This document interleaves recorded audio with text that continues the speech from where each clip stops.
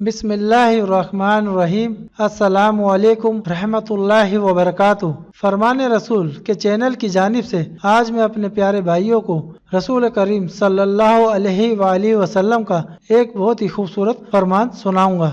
उससे पहले आप भाइयों से छोटी सी गुजारिश है कि अगर आपने मेरे चैनल को सब्सक्राइब नहीं किया है तो आप मेरे चैनल को सब्सक्राइब कर लें और साथ में बेल के आइकन यानी घंटी के निशान पर क्लिक करके ऑल नोटिफिकेशन पर क्लिक कर दें ताकि आइंदा कोई भी नई फरमान की वीडियो आप तक पहुंच सके। तो हम चलते हैं फरमान की तरफ। खाने में मक्खी गिर जाए।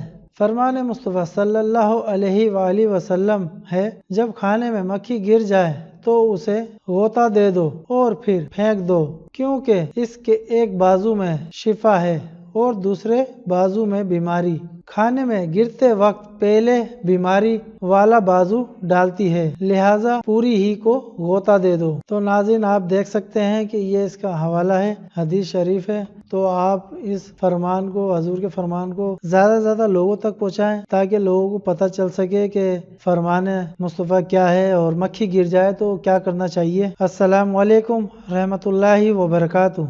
आप दोबारा फिर से सुन लें फरमान। खाने में मक्खी गिर जाए। फरमान मुस्तफ़ा सल्लल्लाहु अलैहि वसल्लम है, जब खाने में मक्खी गिर जाए तो उसे गोता दे दो और फिर फेंक दो, क्योंकि इसके एक बाजू में शिफा है और दूसरे बाजू में बीमारी। खाने में गिरते वक्त पहले बीमारी वाला बाजू डालती है, लिहाजा पूरी ही को गोता दे दो। तो नाज़रीन, आप देख सकते हैं कि ये इसका हवाला है, हदीस शरीफ है। तो आप इस फरमान को, हजूर के फरमान को ज्यादा से ज्यादा लोगों तक पहुंचाएं ताकि लोगों को पता चल सके कि फरमान मुस्तफ़ा क्या है और मक्खी गिर जाए तो क्या करना चाहिए। अस्सलामु अलैकुम रहमतुल्लाहि व बरकातुहू।